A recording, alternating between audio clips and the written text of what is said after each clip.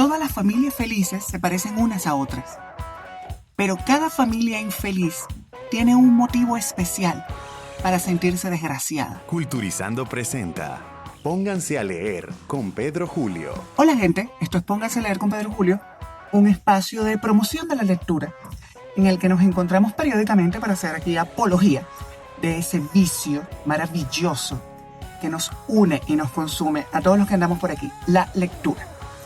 Y lo que les leí al inicio de este episodio es precisamente el comienzo de uno de los libros más monumentales de la historia de la literatura. Una joya que retrata la sociedad de un país y que hizo de ese país algo universal. Este es el inicio de Ana Karenina, de León Tolstoy, uno de mis libros favoritos y que contiene personajes que son de mis personajes favoritos. Yo me siento un poquito Ana Karenina. Ay, la pobre Karenina.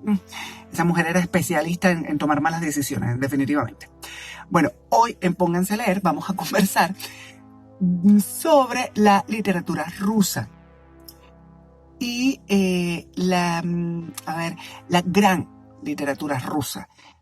La literatura rusa que es tan monumental como la extensión del país. Porque, este país es inmenso. Rusia tiene alrededor de 17.13 millones de kilómetros cuadrados. Ya verás tú todo lo que cabe ahí. Toda la gente que cabe ahí y todas las historias que caben ahí. Eso es, insisto, monumental. Ana Karenina es un libro fundamental, vuelvo yo sobre lo mismo, para comprender la literatura rusa. Porque Tolstoy, el autor, es un imprescindible del género. Yo creo que la literatura rusa en sí es un género. Y aquí en este momento gritan todos los entendidos y toda la gente que sabe de esto y dicen, no, Dios mío, pero ¿cómo dice eso? Bueno, pero mira, yo creo que es un género la literatura rusa, porque aquí, si bien encontramos varios géneros que yo los llamo formatos, cuento, poesía, novela, ensayo, yara,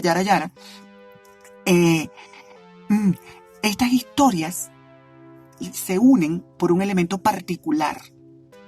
Y ese elemento particular es precisamente lo ruso. Y bueno, esto es una opinión muy mía, que no soy más que un humilde lector. Ojo, yo no he estudiado literatura ni nada por el estilo. Me encantaría, pero no lo he hecho. De manera que esta no es una opinión de canon o académica. Esta es la opinión de un pobre lector. Yo soy un aficionado lector precisamente de los rusos, porque a mí me parecen geniales. A mí me parecen geniales sus temáticas, me parece genial el retrato que hacen de sus sociedades, me parece genial su idiosincrasia, la forma como cuentan sus historias, los personajes de las novelas rusas, que son fantásticos, son tan grandes, bueno, como la malograda Ana Karenina, pues. Los rusos son un pueblo súper rico y han dejado constancia de esa riqueza a través de sus obras literarias. Yo tengo que contarles también a ustedes que mi acercamiento con la literatura rusa fue en la infancia.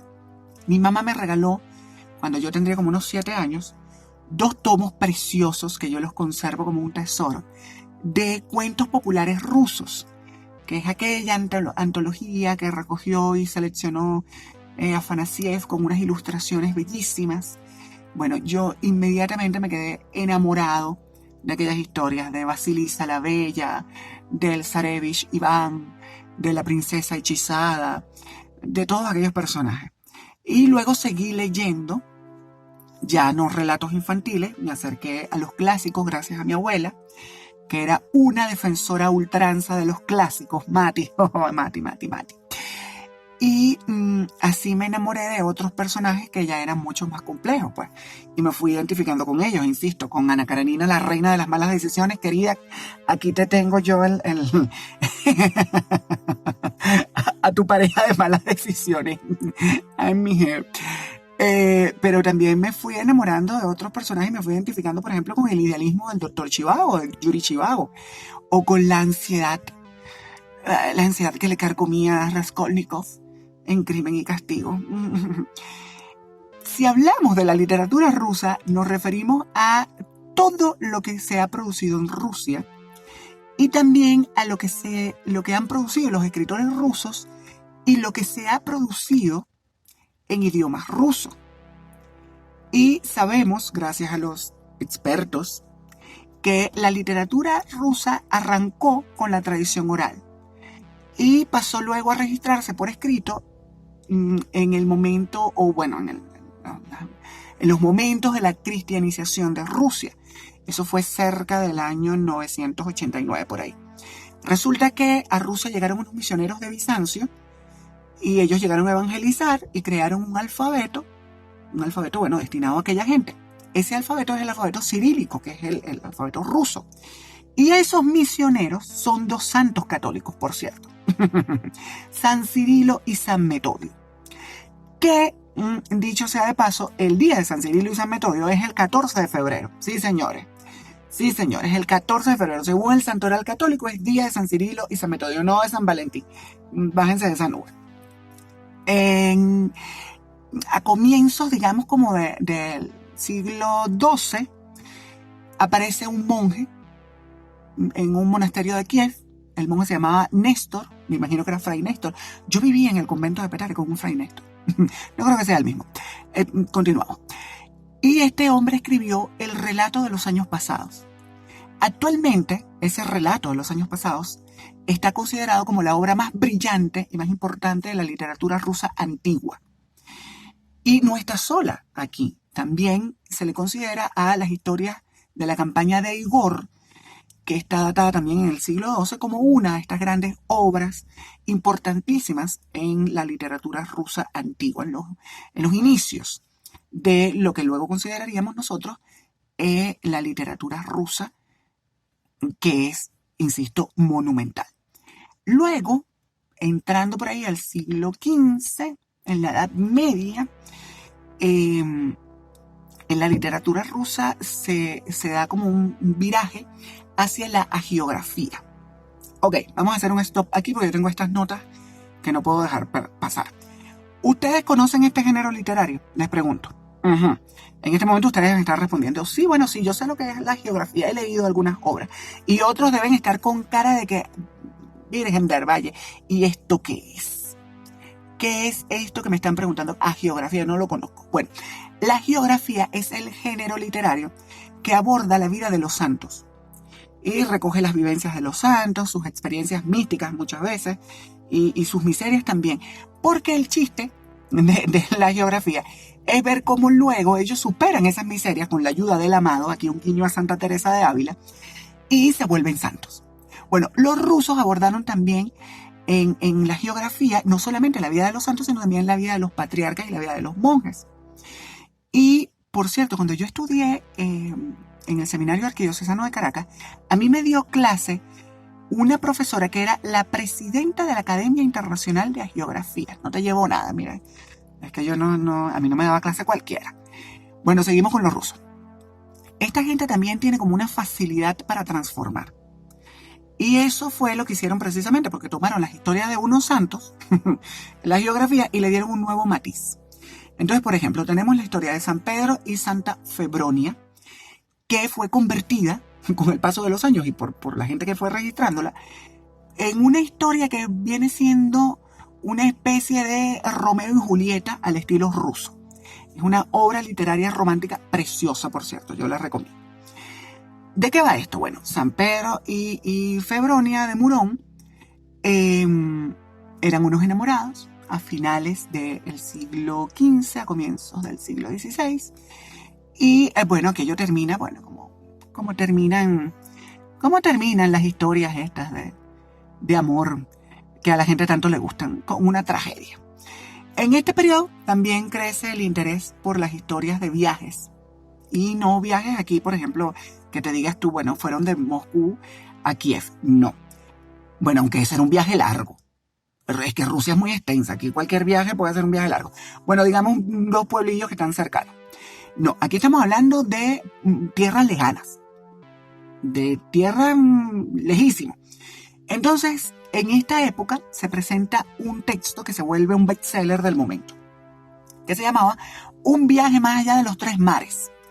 de un caballero llamado Anastasius Nikitin, que era un mercader que viajó por el Cáucaso, Persia, la India, Turquía, Crimea, todas estas tierras que a mí me llaman mucho la atención. ¿Cómo me encantaría a mí conocer estos lugares? Ay, Dios mío. Bueno, ya el Señor me recompensará en alguna oportunidad. Y este hombre dejó constancia de esa experiencia de viaje, en este libro. A mí me encantan los libros de viaje, por cierto.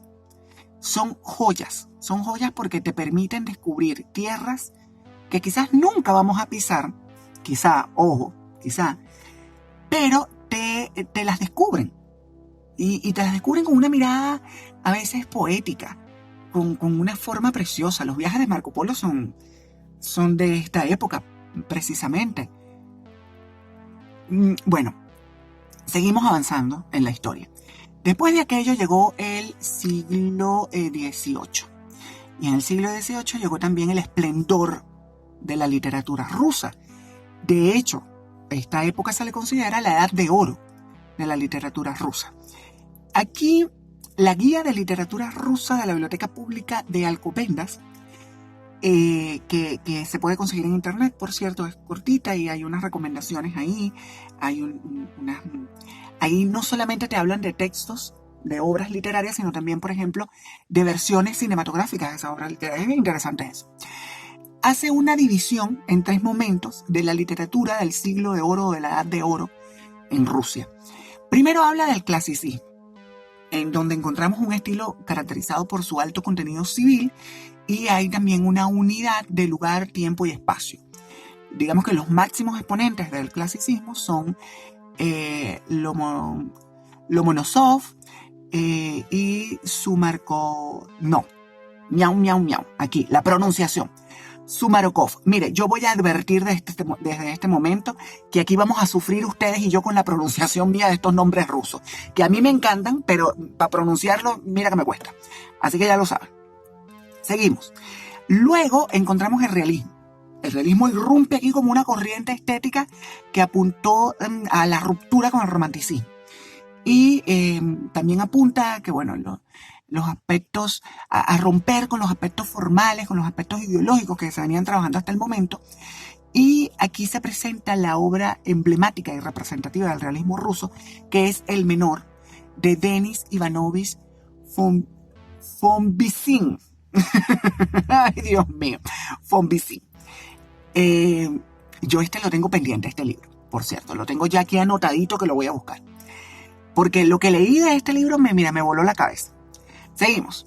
Y el tercer momento del que habla esta guía de literatura de la Biblioteca Pública de Alcobendas es el momento del sentimentalismo, que se diferencia de los otros porque aquí hay un especial interés por los sentimientos humanos, por la percepción emocional del mundo y de eso que nos rodea. Luego, ya entrando en el siglo XIX, continúa el florecimiento de la literatura rusa y para este momento histórico Rusia estaba, o había, mejor dicho, establecido ya un contacto, había afianzado el contacto con el occidente, de manera que se había revelado como un tesoro todos esos nombres de grandes escritores rusos. Por ejemplo, Alexander Pushkin, que supone como un parteaguas en la literatura rusa. De hecho, fíjense, el escritor mexicano Sergio Pitol, que tiene unas conferencias sobre la edad de oro de la literatura rusa, que están en YouTube, por cierto, la pueden buscar por ahí, dice que la historia de la literatura rusa debería separarse en antes y después de Pushkin, así como la historia de Occidente en antes y después de Cristo. Imagínense la importancia de este caballero. También en esta época saltan nombres como el Lermontov, y bueno, el gran Nikolai Gogol, que es uno de mis favoritos. A Gogol sí lo he leído yo. Gogol es genial, realmente genial. Pasado el tiempo, entramos en una época que podríamos considerar como la Edad de Plata. Aquí baja un poquito no sé si yo diría la calidad, pero bueno, baja un poco la repercusión de la literatura rusa. Esto sucede a finales del siglo XIX, inicios del XX. En esta época surgen movimientos como el simbolismo, el modernismo, las vanguardias. Los autores rusos aquí los poetas rusos y los escritores rusos empezaron a rechazar esa tendencia que se tenía de retratar temas sociales y de comprometerse con ellos.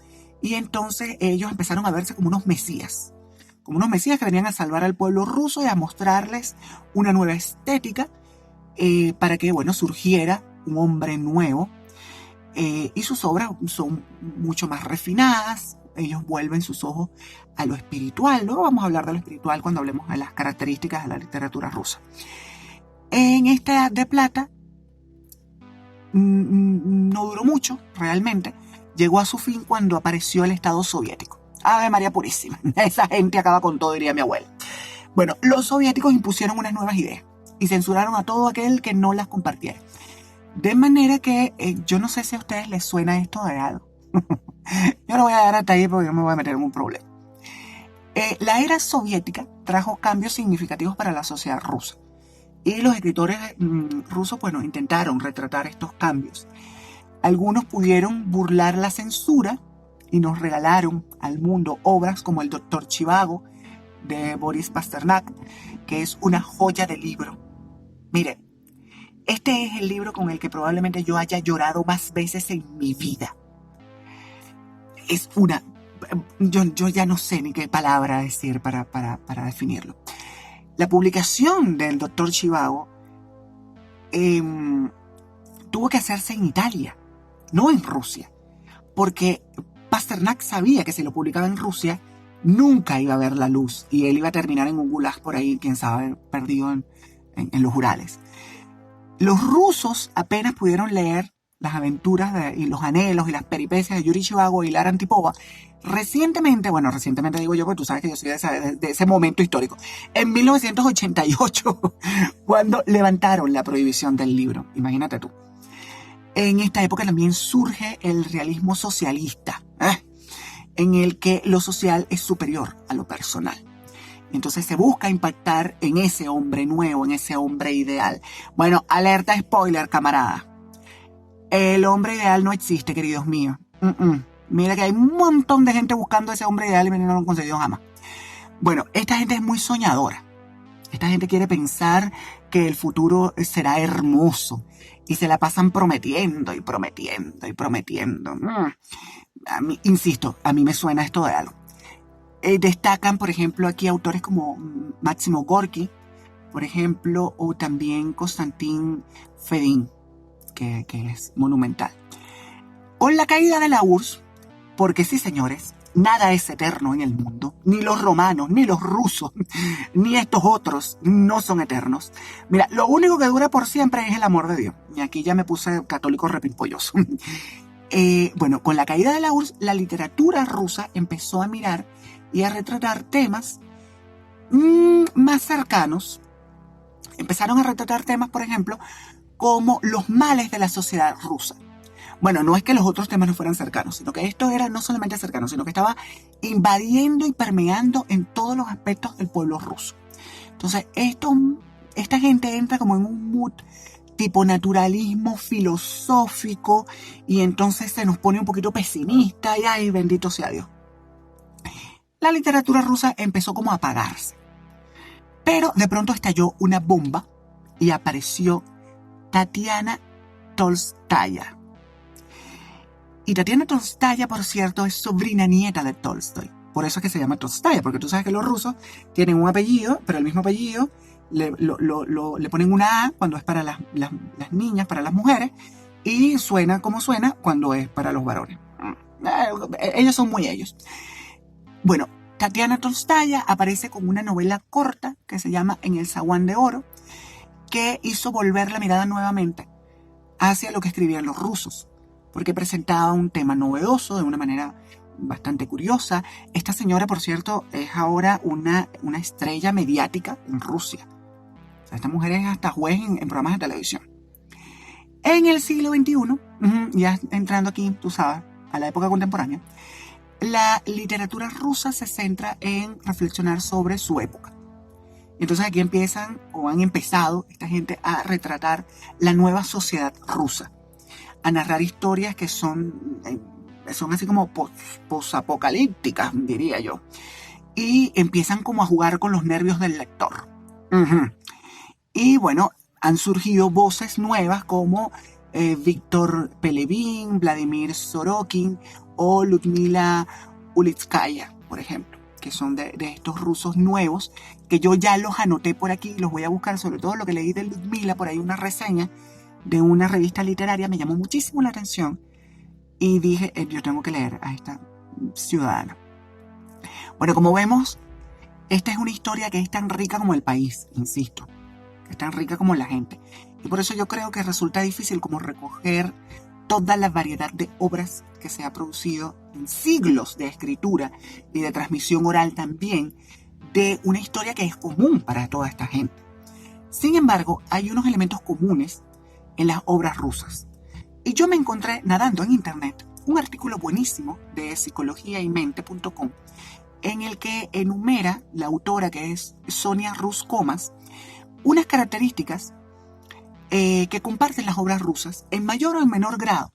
Yo les voy a referir aquí más o menos lo que a mí me llamó la atención, lo que yo opino de este artículo. Y lo voy a sazonar un poquito con mi experiencia como lector, porque hay que decirlo. En primer lugar, la literatura rusa tiene un alto componente de denuncia social. Y antes de los revolucionarios de octubre, que ellos creen que todos los revolucionarios en todas partes creen que inventaron todo. Ellos están inventando la agua tibia. No, mira, caballero, hay gente que hizo esto antes que ustedes, ¿saben? Bueno, antes que los revolucionarios de octubre, ya había escritores en Rusia denunciando la desigualdad, las situaciones de opresión y la miseria en la que vivía la gente. Bueno, no toda la gente, pero sí parte del pueblo ruso. Y recuerden que les hablé de Pushkin. Bueno, Pushkin representó un antes y un después, un parteaguas en las letras rusas. Porque él fue el primero que empezó con esto de utilizar las letras como medio para denunciar lo que estaba pasando. En su obra, Eugene Onegin, Pushkin nos echa el cuento de un noble ruso que vive una vida disipada, que tiene mucho dinero, que tiene, tú sabes, mucho poder, que tiene mucha influencia, que es un aristócrata y que vive la vida sin considerar su entorno y sin pensar en las desdichas que él va ocasionando mientras él va caminando por el mundo. Este es un tipo que está desconectado de la realidad. Y así vivía mucha gente de la aristocracia rusa en ese momento. Luego está Nikolai Gogol, que aparece luego de Pushkin con una sátira mordaz en la que retrata la Rusia rural. Este hombre se va ya luego al campo. Y en el campo empieza a observar y empieza a ver y empieza a escribir sobre la vida de los siervos. Los siervos eran los campesinos, la gente que trabajaba en el campo, en las haciendas. Y esta gente eran básicamente esclavos. Eran esclavos porque esta gente se les podía vender o comprar como si fueran vacas, por ejemplo. Una cosa horrible. Y ya más adelante, ya esto sí es más como de nuestra época, más cercano a nosotros, está Vasily Grossman, que en su conmovedor Todo fluye, y yo lloré con esto también. ¿Qué libro? Esto es como un puñetazo en la cara, este libro. Es una cosa tan cruda, pero tan real y tan auténtico. Bueno, aquí Vasily Grossman narra la vida de sufrimiento de los prisioneros en los campos de trabajo en Siberia. Una historia conmovedora, pero que también llena de mucha indignación. Como mi tía Mercedita. Mi tía Mercedita nunca dice que está brava o que está molesta. Ella dice que está indignada. Ella tiene una indignación muy grande. Y uno sabe que en vez de indignación lo que tiene es por ahí va. Grandísima. Bueno, así se siente uno cuando está leyendo Todo fluye de Vasily Grossman. En segundo lugar, dentro de estas características de la literatura rusa, existe una búsqueda de las verdades de la vida. Los rusos aquí se nos ponen filosóficos, tú sabes. Pues los rusos constantemente se hacen preguntas.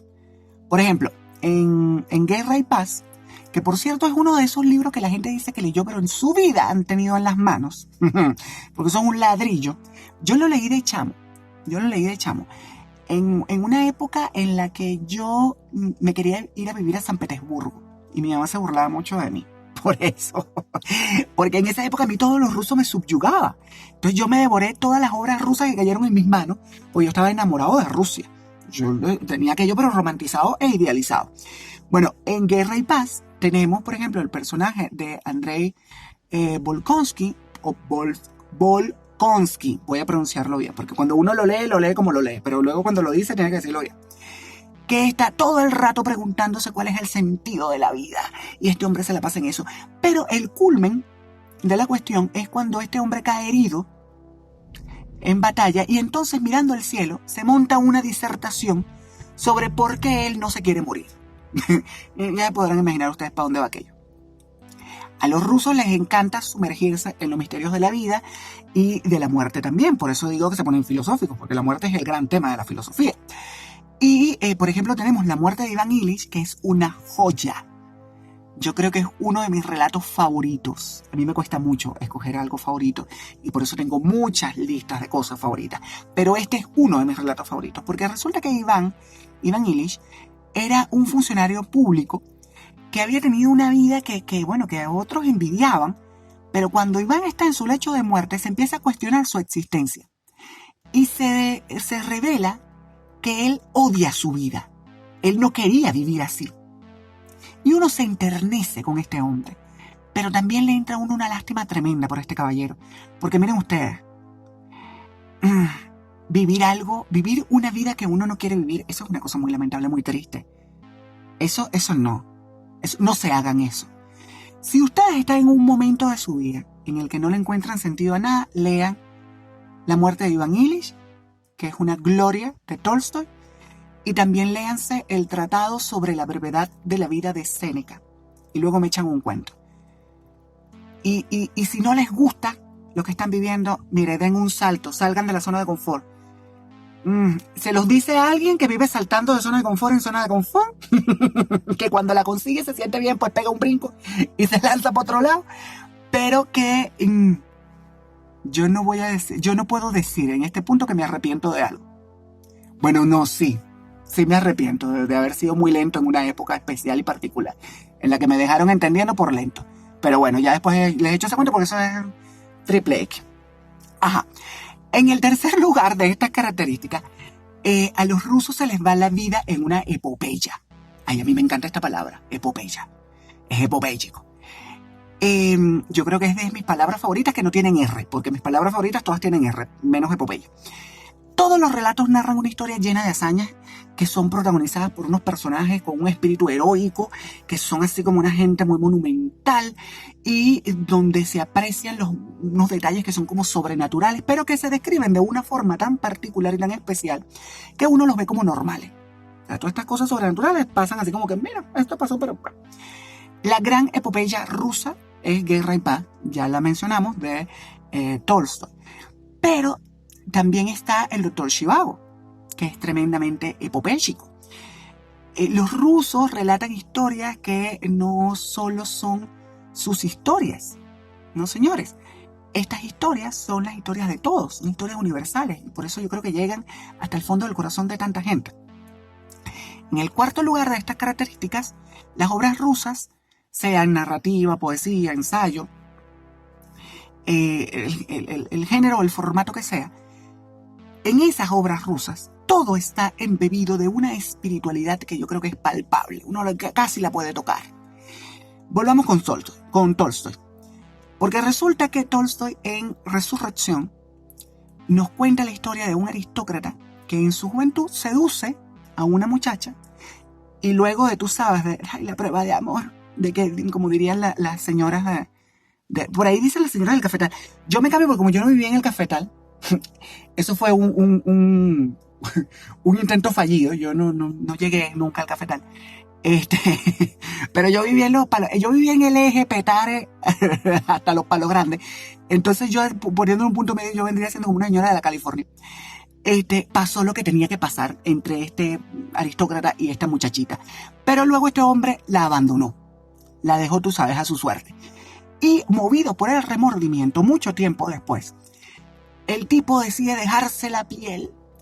Ay, Dios mío, pero qué cursi me quedó eso, dejarse la piel. Bueno, sí, pero él se dejó la piel para defender a la muchacha porque la acusaron de un crimen que ella no cometió. El libro es buenísimo, por cierto. Es como un chisme que te está echando Tolstoy. Además, Tolstoy, todo lo que escribe es bueno. No tiene libro malo. Es como Laura Restrepo. Para mí, Laura Restrepo no tiene libro malo. Igual es Tolstoy. Finalmente, en el quinto lugar, yo les voy a mencionar, ahí hay otras características, ¿no? Pero estas 5 son las que me parece que son como especiales. En el quinto lugar está de estas características, bueno, mira, los rusos son un pueblo muy complejo. Y cómo me gusta a mí la gente compleja, tú sabes, para complicarme más la vida. Yo parezco más bien como moscovita, yo soy como ellos. Bueno, en esa complejidad hay una característica especial que es el pesimismo. El pesimismo que viene como a impregnar los relatos rusos cada 2 por 3. Dostoyevsky, por cierto, es el rey del pesimismo. Dios mío, estas historias de Dostoyevsky son una detrás de la otra. Pero la gran obra de Fyodor Dostoyevsky, su obra más monumental, su obra más conocida, la que, no sé, fíjate, yo voy a decir la más leída, pero no sé yo si sea la más leída, porque esto también es una obra súper pesada, que también es un ladrillo, y que también a la gente le da nota decir que la ha leído, pero nunca la han agarrado entre sus manos. Esa obra es Crimen y Castigo. Y en Crimen y Castigo también hay mucha culpa, aparte de pesimismo. El personaje principal de Crimen y Castigo, que es un pobre diablo que se llama Raskolnikov, Rodion Raskolnikov, después de matar a una vieja que era usurera, una tipa despreciable, la verdad es que hay que decirlo también, la mujer no es que mereciera que la mataran de esa manera, ni nada por el estilo, ni que él se convirtiera en un asesino, pero es que la tipita era de Lolás. Bueno, aquí no vayan a saltar con sus alertas de spoiler, porque a estas alturas de la vida, ustedes deberían haber leído ya esto. Sí, de manera que yo les revele aquí lo del asesinato. Esto es el principio del libro, que yo no estoy saboteando la lectura de nadie. Y si no la han leído, pues vayan y lo leen. Bueno, después que él mata a esta señora, entra el pobre diablo Raskolnikov en un monólogo que no se acaba nunca y empieza a cuestionarse lo que hizo y a sentirse culpable y se deja arrastrar por una desesperanza y una desilusión que es como un río que lo va llevando. Y aquí estoy recordando yo a mi amiga Astrid, que cuando estudiamos, Astrid Esperanza, no Astrid Clementina, sino Astrid Esperanza. Yo tengo 2 mejores amigas, Astrid. Astrid Esperanza, cuando estudiamos Derecho y teníamos un examen para el que no nos había dado mucho tiempo de estudiar, y en Derecho mira que hay que leer y hay que estudiar, y hay que aprenderse unas cosas que luego no sirven para nada en el ejercicio de la carrera, pero hay que aprendérselas para los exámenes. Entonces Astrid decía ya cuando estábamos a punto de entrar al salón,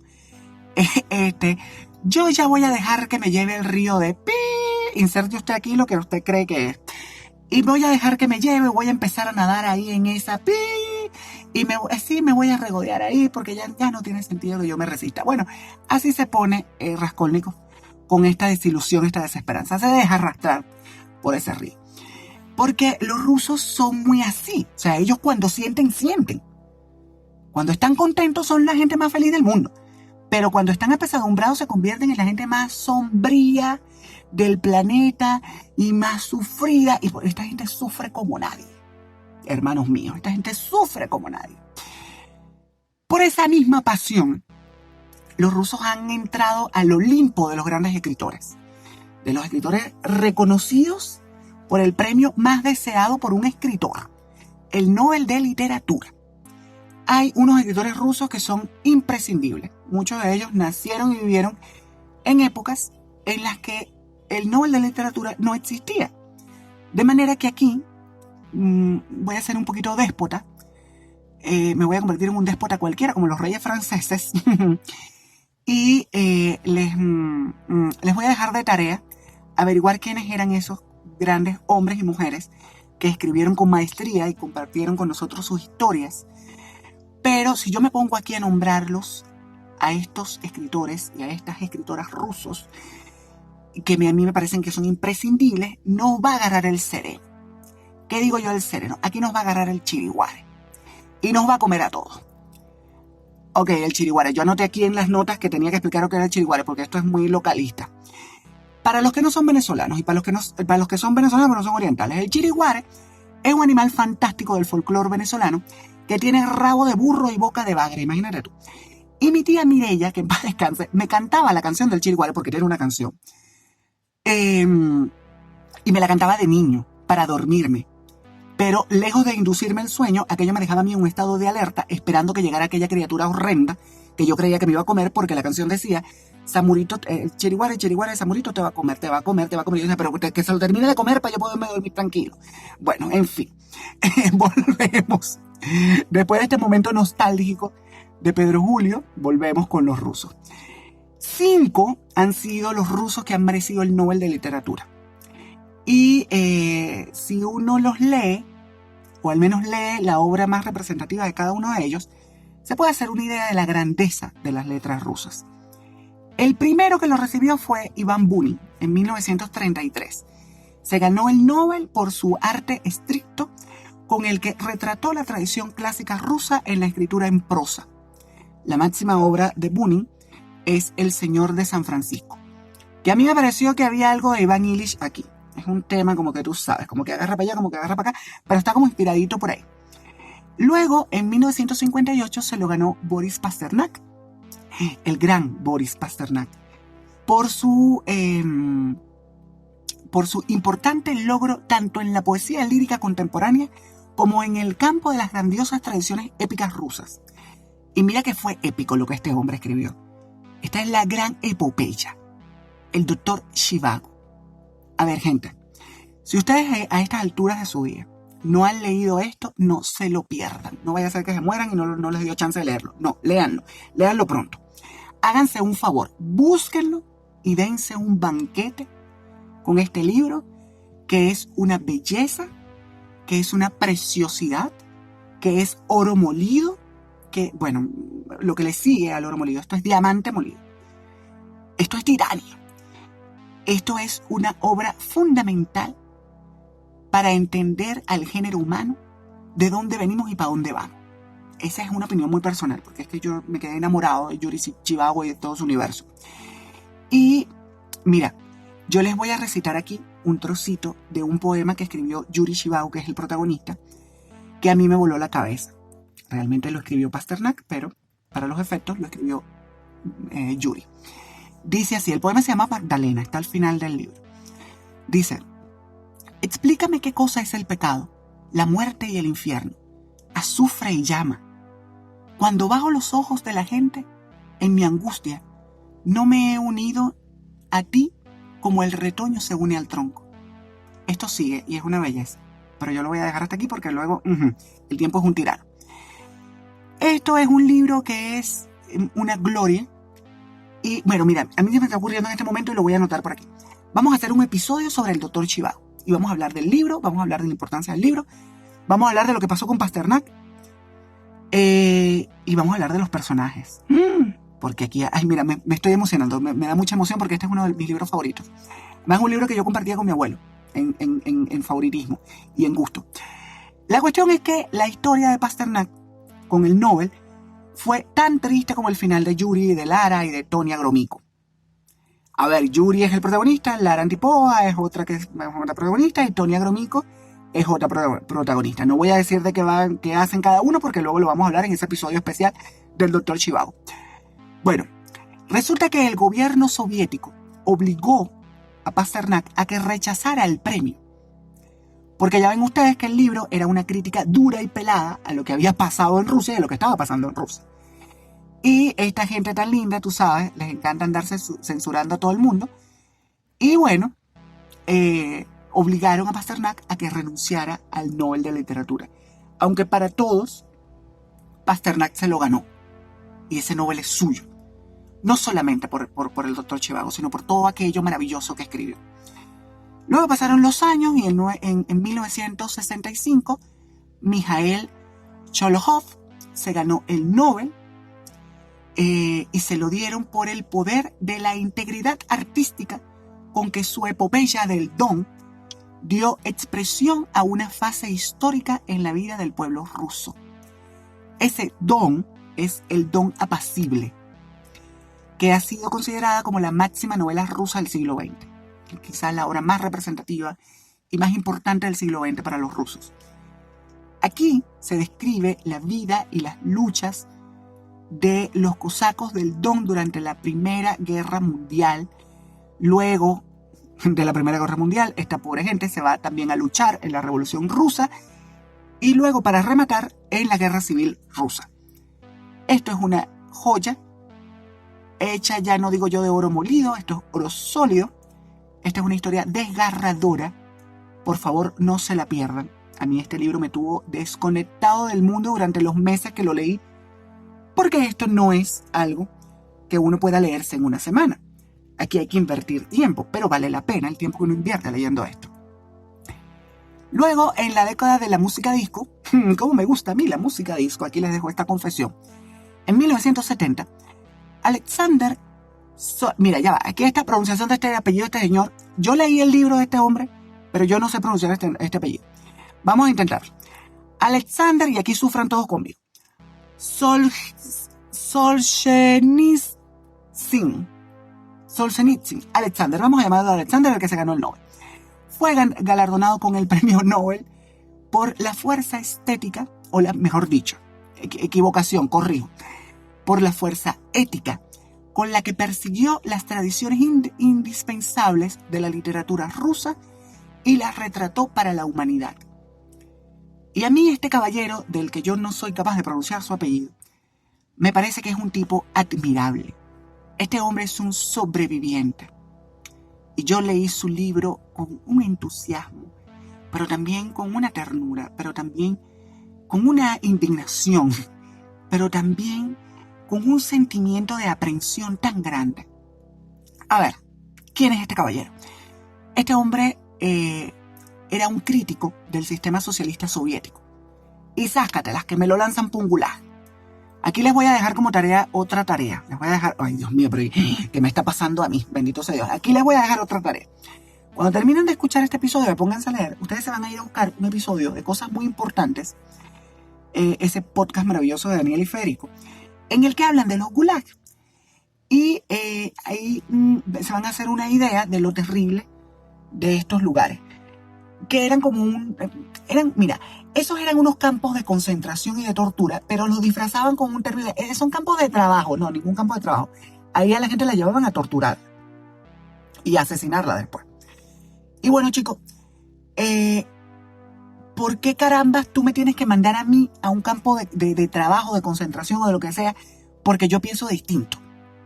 O sea, a mí esto me genera insisto, como mucha contrariedad con el tema ruso, porque ya les digo yo que yo estoy enamorado de aquella gente, pero bueno, a mí estas cosas me sacan un poquito de lugar. Bueno, Alexander salió de ese gulag de donde estaba y se dedicó, luego que salió, a denunciar lo que había vivido y lo que se vivía en esos lugares. Y su obra fundamental, por cierto, es El archipiélago Gulag, que se alza como una denuncia viva del sistema de represión política que había en la Rusia soviética. Insisto, yo este libro lo leí y me generó un montón de sentimientos. Con este también derramé muchas lagrimitas. Muchas de esas lagrimitas que derramé las derramé por rabia, más que por otros sentimientos, por rabia, porque me daba mucha rabia que esta gente tuviera que vivir eso y hubiera vivido eso. Es terrible. Y bueno, finalmente llega el año 87 y en el 87 Joseph Bronsky se gana el Nobel por su obra que todo lo abarca, en la que destaca su claridad de pensamiento y su intensidad poética. Yo tengo que reconocer que este es el único de los ganadores del Nobel rusos que yo no he leído. Y como yo he mencionado aquí muchas veces, yo no hablo de libros que yo no haya leído, ni de autores que yo no haya leído, porque a mí eso me parece fraudulento. Entonces aquí tenemos una tarea todos, ustedes y yo. Vamos a buscar la obra de este caballero y vamos a entrarle a ver qué tal. A ver si se merecía ese Nobel de literatura. Bueno, la cuestión aquí es que la literatura rusa es monumental. Yo insisto sobre esto. Y es monumental, bueno, por su importancia y también por su calidad. Y está considerada como una de las más importantes en el ámbito de la literatura mundial. La literatura rusa ha contribuido al desarrollo de su pueblo. Y lo ha hecho de manera determinante. Ha sido y se ha constituido también en un registro casi fotográfico de la historia de un país entero. Pero de un país entero que abarca una sociedad que es pluricultural. Porque Rusia es muy grande. Y no todo el mundo que vive en Rusia es rubio. Ahí hay muchas etnias y muchas culturas. Eso es... Fíjate tú. Ahí hay de todo. Aquí se me quedaron por fuera obras importantísimas, no solo para la historia de la literatura, sino para mí también. Por ejemplo, solamente les mencioné a Ana Karenina al inicio y tal, pero aquí no abarcamos a Ana Karenina y hay que hacer un episodio quizás sobre Tolstoy o quizás sobre Ana Karenina sola, ya veremos. Ay, Ana Karenina, a mí me da mucha nota. Ana Karenina y el doctor Karenin y el pobre muchachito, Alexei, ay Dios mío. Ajá. Pero también se me quedó por fuera, por ejemplo, La madre de Gorky, que es un libro fundamental. O tampoco hablé del Maestro y Margarita, de Bulgakov, que es uno de mis libros favoritos. Ni de las voces femeninas, por cierto, tampoco hablamos aquí de las voces femeninas rusas, que son fundamentales para las letras rusas. Se me quedó por fuera, por ejemplo, la dramaturgia de Chekhov y sus inmortales obras de teatro y sus cuentos. Se me quedó por fuera también la narrativa de Vladimir Nabokov y su Lolita, aunque algún camarada puede que lo considere demasiado americano. También se me quedó por fuera la poesía, la gran poesía rusa de poetas como, por ejemplo, Ana Akhmatova o la luminosa Yelena Schwartz, que es fantástica. Yo he leído la poesía de Yelena, pero no sé pronunciar su apellido. Me pasa un poquito como el premio Nobel. Tampoco hablé de Svetlana Alexievich, que si bien es bielorrusa, ella escribe en ruso y se ganó el Nobel por su retrato del sufrimiento y el coraje en nuestro tiempo y en el tiempo en el que Rusia gobernaba sobre todas esas tierras. Yo realmente espero que en este episodio les haya picado la curiosidad, como siempre. Bueno, es que esa es mi esperanza, la esperanza que yo renuevo todo el tiempo con ustedes. Y que luego de escucharme parlotear este rato, se vayan a buscar alguna obra escrita por un ruso o una rusa. Bueno, no sé yo si se buscan algo que esté escrito en ruso, porque yo no conozco sus habilidades con las lenguas. Pero bueno, dense esa oportunidad y alimenten su alma con literatura de la buena. Gente, yo en este momento ya siento que el sereno está soplándome en la nuca como las deudas a Patricia Fernández. Así que yo me voy a ir despidiendo. Compartan conmigo, antes de despedirme, sí tengo que decirlo, compartan conmigo sus experiencias con las letras rusas. Háganlo a través de mis redes, @PedroCedenoA, en Instagram y en Twitter. Suscríbanse por ejemplo, si me escuchan esto por Google Podcast, suscríbanse, pónganse a leer. Por favor, háganlo como un favor para mí. Y compartan también su opinión a través de Culturizando, @Culturizando, que es la gente que hace posible que este ratoncito de biblioteca de 1,86 m de estatura llegue a ustedes y se ponga a hablar de libros y nos pongamos todos aquí a hacer apología de la lectura. Nos vamos, queridos míos, queridas mías, nos vamos. Pero antes les recuerdo la consigna. Ya la saben ustedes. Díganla conmigo. Pónganse a leer. Culturizando presentó Pónganse a leer con Pedro Julio. Una producción de culturizando.com.